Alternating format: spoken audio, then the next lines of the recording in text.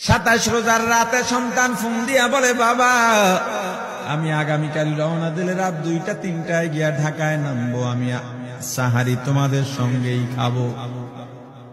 মা বসে আছে, মায়ের সন্তানের বাবাও বসে আছে, সন্তান আসবে। রাত্র 2টা-3টা হয়ে গেছে, সাহারির সময় হয়ে গেছে, সন্তানের খবর নাই। শেষ টাইমে মা বাবা সাহারি খেয়ে ফজরের নামাজ পড়ে দরজার মধ্যে অপেক্ষা করতেছে, সন্তানের খবর নাই। 8টা, 9টা, 10টা বেজে গেছে, মায়ের মনটার ভালো লাগে না। স্বামীকে ডেকে বলে, স্বামীরে আমার সন্তান কই, আমার মনটা ভালো লাগে না, একটা ফোন লাগাও। স্বামী ডাক দিয়া বলে, চিন্তা করো না, ঈদের সময় যানজট থাকতে পারে, চলে আসবে। কিছুক্ষণ পর বাবার মনটাও ভালো লাগে না, বাইরে নেমে পায়চারি করতেছে।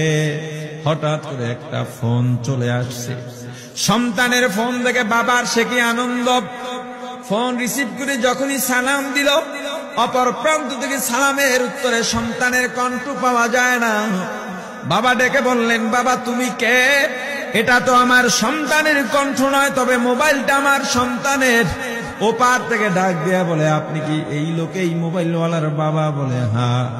আপনি এখনো বাড়িতে কি করেন? আপনার যেই সন্তান ঢাকা থেকে গাড়ি নিয়া 2500-এর দিকে রওনা দিয়েছিল, ওই গাড়িটা 2500 পৌঁছতে পারে নাই। পথিমধ্যে সংঘর্ষে রাস্তার মধ্যে অনেকগুলো মানুষ মারা গেছে, অনেক যুবকও তার মধ্যে আছে। রাস্তার পাশে সাদা কাপড় দিয়া ঢাকা। দেখেন আপনার সন্তান এই লাশের মধ্যে আছে কিনা। মোবাইলটা আমি রাস্তার পাশে পড়ে পাইলাম। বাবা পাগলের মতো একটা দৌড় দিছে। মা মনে করছে সন্তান বুঝি কাছাকাছি চলে আসছে। অন্যান্য সন্তানদের ডাক দেয়া বলে, তোরা কে, কোথায়, এদিকে আয়, তোদের ভাই বুঝি কাছাকাছি আসছে। আমার কলিজার টুকরা সন্তান, তোর বাবা যে আগায় আনতে গেছে, তাড়াতাড়ি নতুন চাদর বিছা, বালিশের কভার গুলো খুলে নতুন কভার লাগা, পানি গরম বসা, আমার সন্তান এসে গোসল করবে।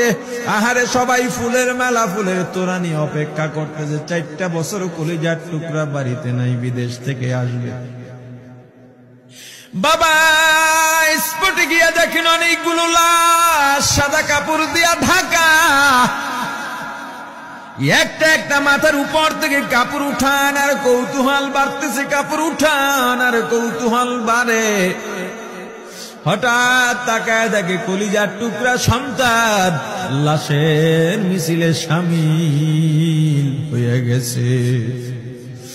বাবা সন্তানকে ধরে কাঁদেন আর বলেন, বাবা এত আদর আপ্যায়ন, তোর জন্য এত প্রস্তুতি রে বাবা। তোর মা তোর পথে বসে আছে রে বাবা, কি জবাব দিব বল? তুই যেদিন রওনা দিয়ে বিদেশ চলে গেলি, তোর মা সারা রাত ঘুমায় নাই, দরজায় গিয়া তোর পথের দিকে তাকা রইছে। কত রাত আমি মা আমি বাবা দেখলাম, তোর মা গভীর রাতে বিছানায় নাই। খুঁজতে খুঁজতে দেখলাম দরজায় গিয়া তোর মা কাঁদে।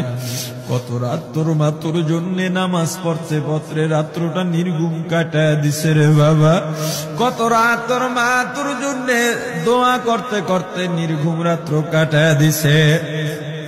এই 4 বছরে 8টা ঈদ, ঈদের সময় আমরা নতুন কাপড় কিনছি, নতুন কাপড় পরছি। তোর মায়ের জন্য আমি নতুন শাড়ি এনে খাটের উপরে রাখলাম।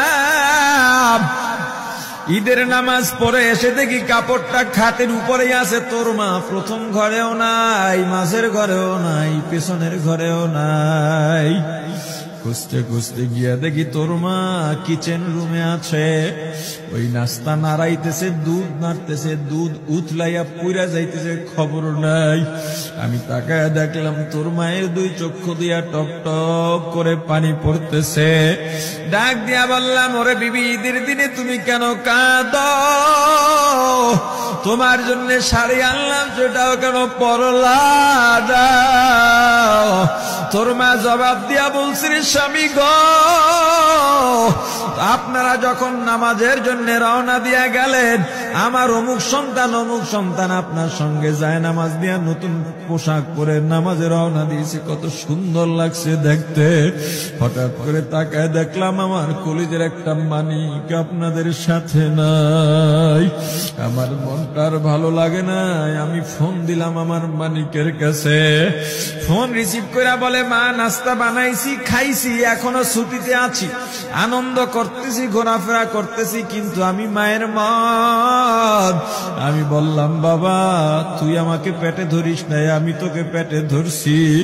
আমাকে খুশি রাখার জন্য কত কথাই না বললি, ঈদের টাকা পাঠাইলি, তোর টাকা দিয়া তোর বাবা জামা কিনছে, তোর ভাইরা জামা কাপড় কিনছে, তোর টাকা দিয়ে পরিশ্রমের টাকা দিয়ে আমার শাড়ি কিনছে, গহনা কিনছে, কিন্তু তোর পাশে আমি হাতুড়ের বাড়ির শব্দ কেন পাই? আমার সন্তান বলতে চায় না, পরে বলে, মাগো কাজ করতে আসছি, টাকা নিয়ে কাজ করি, ঈদের দিনেও আমাদের ছুটি দেয় না। ওরে স্বামী বলেন,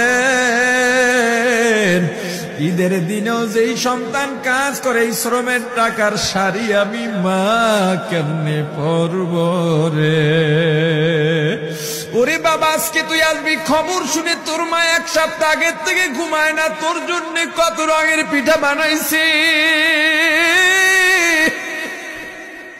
তোর জন্য কত আয়োজন, আমি তোর মাকে কি বলবো বাবা বল। বাবা সন্তানের লাশ অ্যাম্বুলেন্সে উঠে বাড়ির দিকে রওনা দিছে। আহারে বাড়ির কাছাকাছি আসছে, এদিকে মা দরজায় গিয়ে অপেক্ষা করতেছে, গাছের আড়াল দিয়া পথের দিকে তাকায় আছেন। দেখেন একটা গাড়ি আসতেছে, মায়ের সে কি আনন্দ, বাড়ির মধ্যে দৌড় দিছে, তোরা কই তাড়াতাড়ি আয়, ফুলের মালাগুলা নিয়ে আয়, গাড়ি আইসা পড়ছে। বাড়ির দরজা দিয়ে যখন অ্যাম্বুলেন্সের হরেন দিয়া ঢুকতেছে, হুইসেল দিয়া ঢুকতেছে, মা একটা চিৎকার দিছে, ওরে এই মরণ গাড়ি আবার বাড়ি কেন, কার কপাল পুরুষে?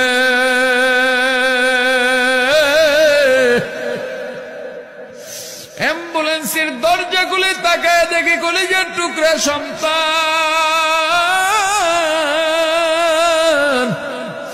এমন ঘুমাইছে, আর জীবনেও উঠবে না।